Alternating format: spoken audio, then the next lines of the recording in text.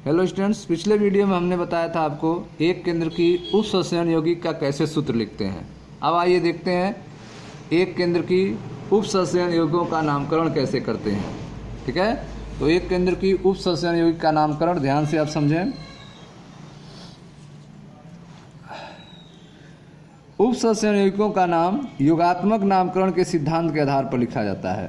ठीक है, तो जो भी कोऑर्डिनेशन कंपाउंड्स हैं, उपसंचरण यौगिक हैं, उनका नाम जो है योगात्मक नामकरण के सिद्धांत के आधार पर लिखे जाते हैं। ठीक है, इस प्रकार धातु के चारों ओर जुड़े समूहों को पहचान कर उनके नाम उपयुक्त गुणक सहित धातु के नाम से पूर्व सूचीबद्ध किए जाते हैं। ठीक है, तो जब भी आपको उपसंचरण यौगिक का नाम लिखना होगा तो इसके लिए आप योगात्मक नामकरण के सिद्धांत को बेस लेंगे और उस आधार पर लिखेंगे और धातु के चारों ओर जुड़े समूहों को पहचानेंगे और पहचानने के बाद उनके नाम जो है उपयुक्त गुणक सहित धातु के नाम से पूर्व सूचीबद्ध किए जाते हैं। ठीक है, तो धातु के नाम से पहले लिखेंगे, जैसे अगर 3 है तो पहले पहले 3 को लिखेंगे, फिर उसको लिखेंगे, फिर जो है धातु के नाम को लिखेंगे। उपसंचरण यौगिक के नामकरण में निम्नलिखित नियम प्रयुक्त होते हैं। पहला है धनायन अथवा ऋणायन दोनों में से कोई भी आवेश युक्त उपसंचरण सत्ता में सर्वप्रथम धनायन का नाम लिखा जाता है। ठीक है, तो अगर जो है धनायन और ऋणायन दोनों हैं तो उनमें से पहले किसको लिखेंगे? धनायन को लिखेंगे। ठीक है, तो धनायन अथवा ऋणायन दोनों में से कोई भी आवेश युक्त उपसंचरण सत्ता में सर्वप्रथम धनायन का नाम लिखा जाता है। ठीक है, दूसरा नियम देखें। दूसरा नियम है आपका केंद्रीय परमाणु या आयन के नाम से पूर्व लिगेंडों का नाम वर्णमाला के क्रम में लिखे जाते हैं। ठीक है, तो जो सेंट्रल एटम होगा उसके नाम लिखने से पहले आपको लिगेंड का नाम लिखना होगा, लेकिन उसके लिए वर्णमाला का भी ख्याल रखेंगे। अगर एक से अधिक लिगेंड हैं तो जो वर्णमाला क्रम में पहले आएगा नाम उसको पहले लिखेंगे, उसके बाद दूसरे वाले को लिखेंगे। ठीक है, लेकिन यह प्रक्रिया सूत्र लिखने में विपरीत होती है। ठीक है, पहले जो है किसको लिखते हैं? जब सूत्र लिखते हैं तो पहले सेंट्रल एटम को लिखते हैं, उसके बाद लिगेंड को लिखते हैं और वर्णमाला के क्रम में लिखते हैं। यह किस में होता है? यौगिक के सूत्र लिखने के समय होता है। लेकिन नाम लिखने के समय पहले लिगेंडों को लिखा जाता है वर्णमाला क्रम के अनुसार और लास्ट में जो है सेंट्रल एटम का नाम लिखा जाता है। तो केंद्रीय परमाणु आयन के नाम से पूर्व लिगेंडों के नाम वर्णमाला के क्रम में लिखे जाते हैं। ठीक है, तीसरा देखें, ऋणावेशित लिगेंडों के नाम के अंत में ओ आता है। ठीक है, जो भी ऋणावेशित लिगेंड होंगे उसके नाम के अंत में ओ आता है। उदासीन तथा धनावेशित लिगेंडों के नाम नहीं बदलते हैं। ठीक है, उदासीन और धनावेशित अगर लिगेंड होगा तो उसके नाम नहीं बदलेंगे, लेकिन अगर ऋणावेशित लिगेंड होगा तो उसके नाम के अंत में क्या आएंगे? ओ आएंगे। ठीक है, कुछ अपवाद है, जैसे कि H2O के लिए एक्वा का यूज करते हैं, NH3 के लिए एमीन का यूज करते हैं, CO के लिए कार्बोनिल का यूज करेंगे, NO के लिए नाइट्रोसिल का यूज करेंगे। ठीक है, तो यह आपको लर्न करना है कि H2O के लिए हमेशा एक्वा कहेंगे, NH3 के लिए एमीन कहेंगे, CO के लिए कार्बोनिल कहेंगे और NO के लिए हमेशा क्या कहेंगे? नाइट्रोसिल कहेंगे। जब इन्हें उपसंचरण सत्ता के सूत्र में लिखना होता है तो इन्हें कोष्ठक में लिखा जाता है। ठीक है, तो जब भी आपको उपसंचरण सत्ता के सूत्र में लिखना होगा तो इनको आप किस में लिखेंगे? कोष्ठक में लिखा जाता है। चौथा देखें, यदि उपसंचरण सत्ता में एक ही प्रकार के लिगेंड की संख्या में एक से अधिक हो तो उसको संख्या दर्शाने के लिए नाम से पूर्व डाई, ट्राई, टेट्रा, पेंटा आदि पद का यूज करते हैं। ठीक है, तो यदि उपसंचरण सत्ता में एक ही प्रकार के लिगेंड की संख्या अगर एक से अधिक हो तो उनकी संख्या को दर्शाने के लिए नाम से पूर्व डाई, ट्राई आदि शब्दों का प्रयोग करते हैं। ठीक है, जब लिगेंड के नाम में आंकिक पूर्व लग्न हो, ठीक है, अगर लिगेंड के नाम में आंकिक पूर्व लग्न हो तब बिस, ट्रिस, टेट्रा किस आदि पद का प्रयोग करते हैं। ठीक है, तो आप देख रहे हैं कि जब लिगेंड के नाम में आंकिक पूर्व लग्न हो तब उसके लिए आप यूज करेंगे 20, 30, टेट्रा किस आदि टर्म को यूज करेंगे, तथा ऐसे लिगेंड कोष्ठक में लिखे जाते हैं। ऐसे लिगेंड्स को आप क्या करेंगे? कोष्ठक में लिखेंगे। जैसे देखें, यह आपका NiCl2 PPS3 ट्वाइस का नाम क्या होगा? ठीक है। तो इसका नाम लिखना है, तो सबसे पहले लिगेंड्स का नाम लिखेंगे। ठीक है, तो यहाँ पे क्लोरीन है और आपका है ट्राइफेनिल फास्फीन है, ट्राइफेनिल फास्फीन है। तो पहले किसको लिखेंगे, फेनिल को लिखेंगे कि क्लोरीन को लिखेंगे? तो पहले, ठीक है, पहले फेनिल को न लिख के Cl को लिखेंगे, क्योंकि क्लोरीन C से होगा, फेनिल P से होगा। तो पहले C अर्थात क्लोरीन को लिखेंगे। तो कितने क्लोरीन है, तो 2 क्लोरीन है, तो 2 के लिए डाई लिखेंगे। ठीक है, तो डाईक्लोरिडो। और यह आप देख रहे हैं PPS3 जो आपका ट्राइफेनिल फास्फीन है, वह कितने हैं, 2 हैं। तो अब यहाँ पर कौन सा यूज करेंगे, 2 के लिए 20 यूज करेंगे, 3 अगर होगा तो ट्रिस यूज करेंगे, 4 के लिए टेट्राकिस यूज करेंगे। तो अब लिगेंड्स को बता रहे हैं कितने लिगेंड्स हैं। ठीक है, तो पहले Cl2 के लिए आपने 2 है, तो इसके लिए आपने डाई यूज किया, तो डाईक्लोरिडो। और यह 2 है, तो इसके लिए 20 क्या है, 2 PPS3 अर्थात ट्राइफेनिल फास्फीन। उसके बाद जो है सेंट्रल एटम निकिल। ठीक है, निकिल को निकेल और फिर निकल का ऑक्सीकरण संख्या सेकेंड। ठीक है, तो यह आपका हो गया डाईक्लोरोडो 20 ट्राइफेनिल फास्फीन। तो यह ट्राइफेनिल फास्फीन को किस में लिखेंगे, कोष्टक में लिखेंगे, निकेल सेकेंड आयन। ठीक है, ऑक्सीकरण संख्या को भी कोष्टक में लिखते हैं। आगे देखें अगला रूल, धनावेशी, ऋणावेशी तथा उदासीन उपसंचरण सत्ता में धातु की ऑक्सीकरण अवस्था को रोमन अंकों में कोष्टक में दर्शाते हैं। ठीक है, तो अगर धनावेशित हो या ऋणावेशित हो तथा उदासीन उपसंचरण सत्ता में धातु की ऑक्सीकरण अवस्था को रोमन अंक में कोष्टक में दर्शाते हैं। जैसे यहाँ पे धातु निकिल है, तो निकल की ऑक्सीकरण संख्या को आप लिखेंगे, लेकिन उसको रोमन अंक में लिख के कोष्टक में लिखेंगे। तो निकल की ऑक्सीकरण संख्या यहाँ देखें सेकेंड लिखा गया है और इसको रोमन अंक में लिखा गया है और कोष्टक में लिखा गया है। ठीक है, यदि संकुल आयन एक धनायन हो तो धातु का नाम वही लिखते हैं। ठीक है, जो तत्व का नाम होता है। अगर जो है संकुल आयन जो है एक धनायन है, संकुल आयन क्या है, धनायन है। ठीक है, तो धातु का नाम वही लिखेंगे जो तत्व का नाम होता है। जैसे धनावेशी संकुल आयन CO को नाम क्या होता है, CO का कोबाल्ट, तो इसको कोबाल्ट ही लिखेंगे। क्योंकि यह धनावेशित संकुल आयन है। PT, ठीक है, इसको प्लैटिनम लिखेंगे। क्योंकि यह धनावेशी संकुल आयन है। यदि संकुल आयन एक ऋणात्मक हो तो धातु के नाम के अंत में अनुलग्न 8 लगाते हैं। ठीक है, क्या अनुलग्न लगाएंगे, 8 लगाएंगे। कब लगाएंगे, जब संकुल आयन एक ऋणायन होता है तब। धनायन होगा तो जो उसका नाम होता है वही लिखेंगे। तो यदि संकुल आयन एक ऋणायन हो तो धातु के नाम के अंत में अनुलग्न 8 लगाएंगे। जैसे कि देखें संकुल ऋणायन है COSCN4 2-। ठीक है, तो यहाँ पर जो है ऋणायन के रूप में है यह कॉम्प्लेक्स, यहाँ पे 2 माइनस आप देख रहे हैं।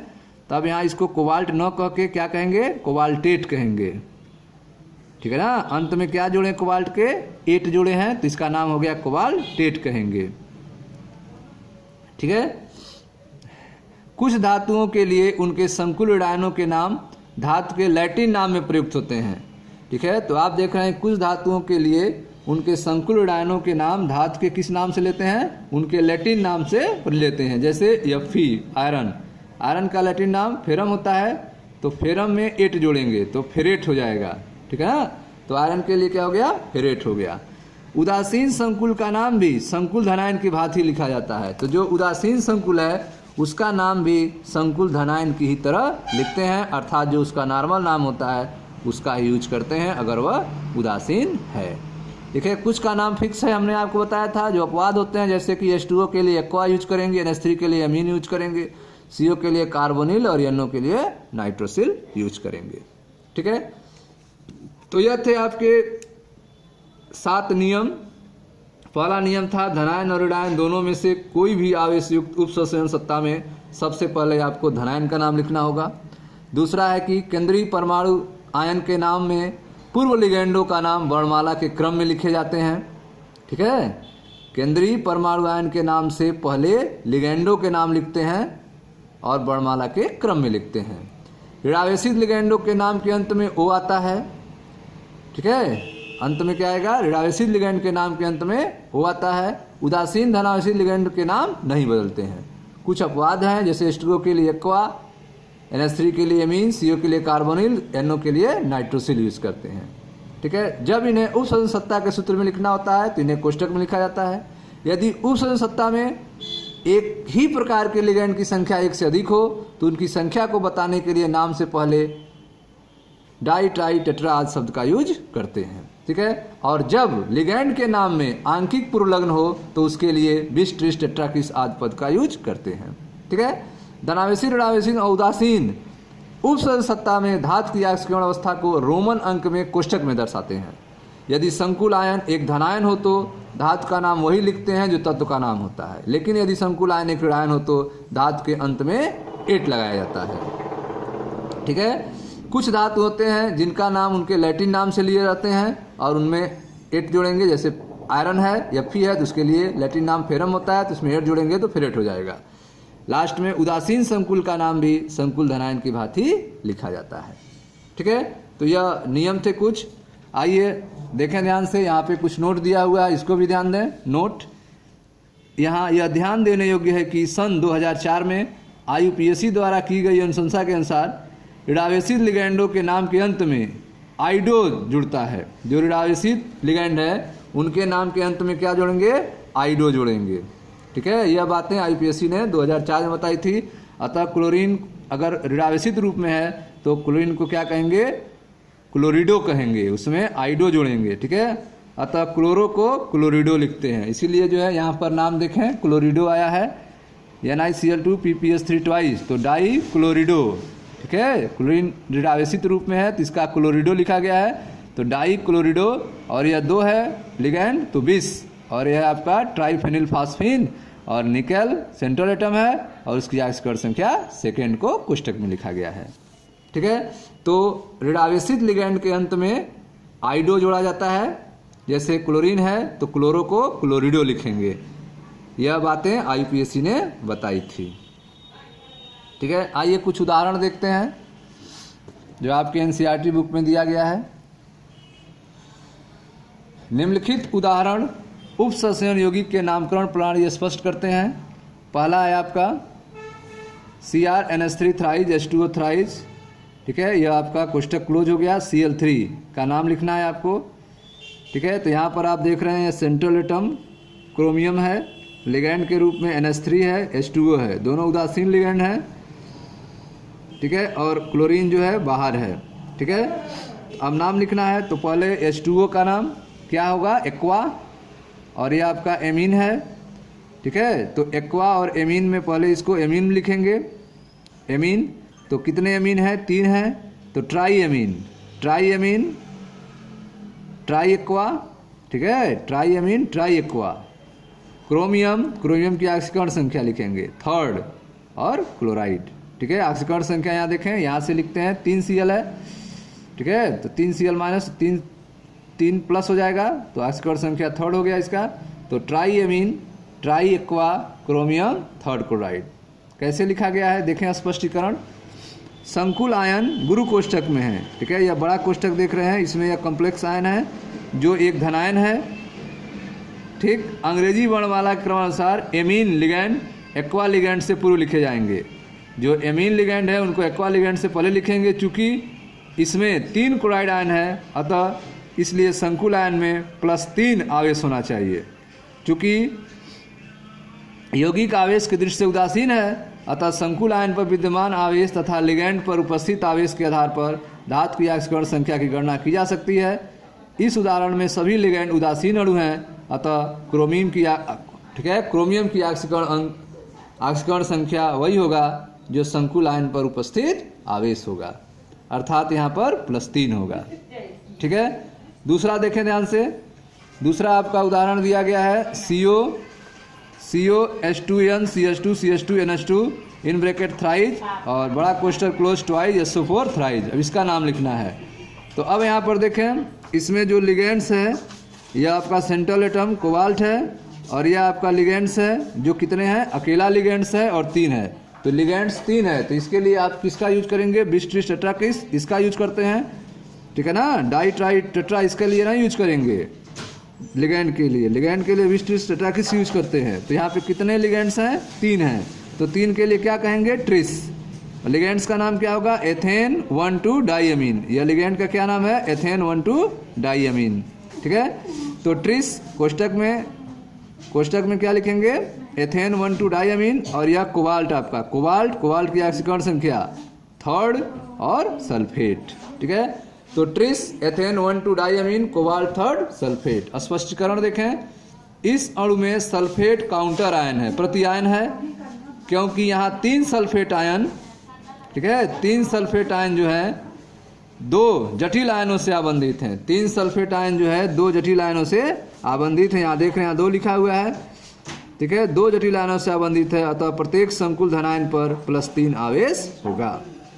इसके अतिरिक्त एथेन 1,2 डाइअमीन एक उदासीन अणु है, अतः संकुल आयन में कोबाल्ट जो है, कोबाल्ट की ऑक्सीकरण संख्या कितनी हो जाएगी, +3 हो जाएगी।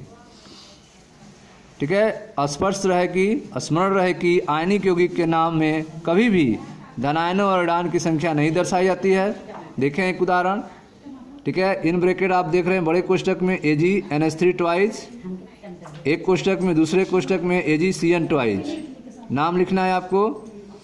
ठीक है, तो यहाँ पे आप देख रहे हैं डाइअमीन सिल्वर फर्स्ट, डाइअमीन सिल्वर फर्स्ट, ठीक है, ठीक है, CN- होता है, तो इसमें क्या जोड़ेंगे, IDO जोड़ेंगे, तो डाइसाइनिडो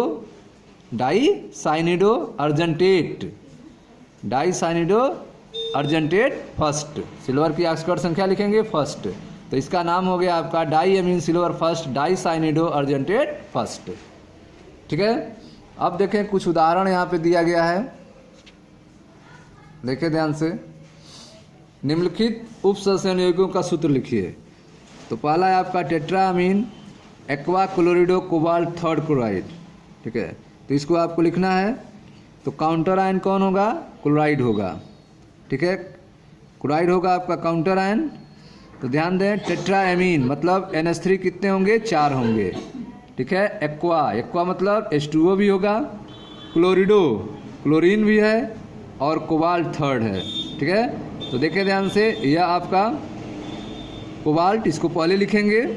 ठीक है, सेंट्रल एटम को पहले लिखते हैं, फिर किसको लिखेंगे, जो लिगेंड्स होगा और वर्णमाला क्रम में। तो यहाँ पे एमीन है, एक्वा है, तो एमीन को पहले लिखेंगे, तो एमीन को लिख दिए, और कितना एमीन, 4 एमीन, तो एमीन को लिख के कोष्टक में करके 4 लिख दिए। ठीक है, एक्वा है, H2O है, तो इसको कोष्टक में लिख दिए।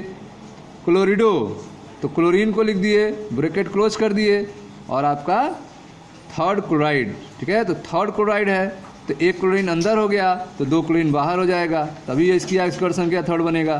तो यह हो गया इसका सूत्र। अगला है पोटेशियम टेट्रा हाइड्रोक्सीडो जिंकेट सेकेंड।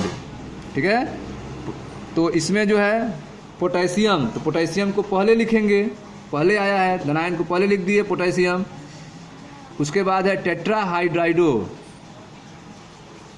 ठीक है, टेट्रा हाइड्राइडो, तो देखें ध्यान से, हाइड्राइडो मतलब OH कितने हैं, 4, तो यहाँ OH 4 हो गए, हाइड्राइडो 4 हो गए।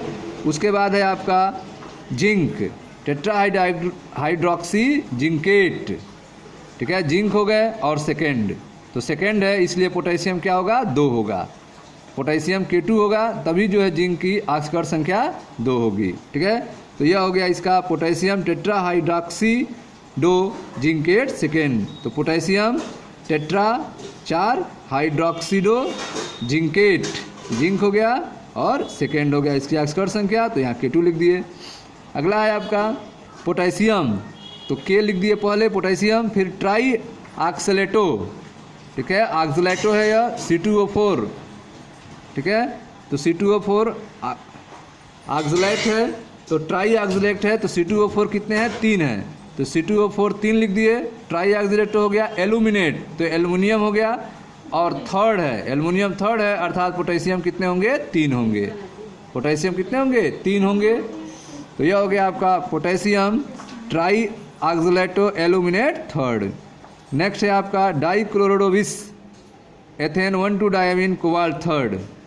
ठीक है, तो चौथा देखें ध्यान से, यह है आपका डाइक्लोरोडो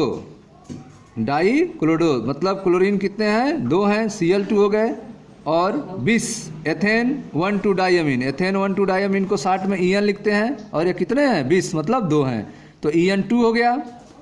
ठीक है, डाइक्लोरिडो, तो Cl2 पहले लिखते हैं EN और Cl में दोनों लिगेंड है, तो Cl को पहले लिखेंगे तो डाइक्लोरीन हो गया, डाइक्लोरिडो हो गया, 20 एथेन 1,2 डायमीन हो गया और कोबाल्ट थर्ड। तो कोबाल्ट हो गए सेंट्रल एटम, पहले लिख दिए, ठीक है, और कोबाल्ट थर्ड, ठीक है, चार्ज को लिख दिए।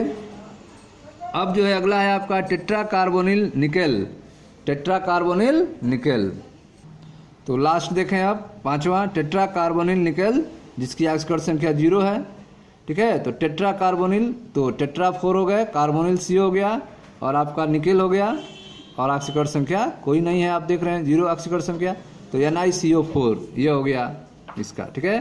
तो इस तरह से उपसंयोजन यौगिक का नाम पढ़ के सूत्र लिखते हैं, उसी तरह से सूत्र के हिसाब से नाम भी लिखते हैं। जैसे तीसरे उदाहरण में आप देख रहे हैं, इसमें दिया है PTNH3 twice ClNO2, ठीक है।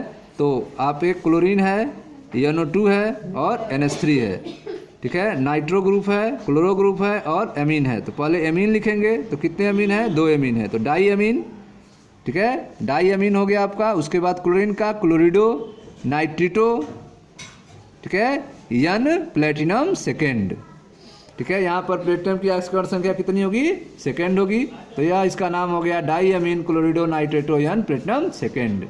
सेकेंड देखें K3, तो पहले किसका नाम लिखेंगे, पोटेशियम का, ठीक है, पोटेशियम, और यह आपका ऑक्सलेट है, कितने हैं, 3 हैं, तो ट्राई ऑक्सलेटो क्रोमेट थर्ड, तो यह हो गया आपका पोटेशियम ट्राई ऑक्सलेटो क्रोमेट थर्ड। तीसरा है आपका COCl2 EN twice Cl। अब यहाँ पे आपको नाम लिखना है, ठीक है, क्लोरीन है और आपका एथेन 1,2 डायमीन है, तो पहले क्लोरीन को लिखेंगे तो डाई क्लोरो, फिर 20 एथेन 1,2 डायमीन, फिर कोबाल्ट थर्ड क्लोराइड, ठीक है। तो इसका नाम हो गया आपका dichlorido 20 ethane 1,2 diamine cobalt third chloride, ठीक है। अगला है आपका तीसरा हो गया, फिर है आपका चौथा, यह आपका चौथा, यह है CONH3 5 CO3 और Cl काउंटर आयन के रूप में है, इसका नाम लिखना है। तो 5 जो है एमीन है और CO3 है, तो पेंटा एमीन कार्बोनेटो, CO3 है कार्बोनेटो, पेंटा एमीन कार्बोनेटो कोबाल्ट थर्ड क्लोराइड हो गया। पांचवा है आपका Hg इन ब्रैकेट है COHCN4, ठीक है। तो यह मरकरी पहले लिखेंगे, तो mercury first, tetra 4 thiocyanato yes cobaltate third, ठीक है। तो यह नाम हो गया इसका mercury first tetra thiocyanato yes cobaltate third, ठीक है। तो इस तरह से IPSC नाम लिखते हैं।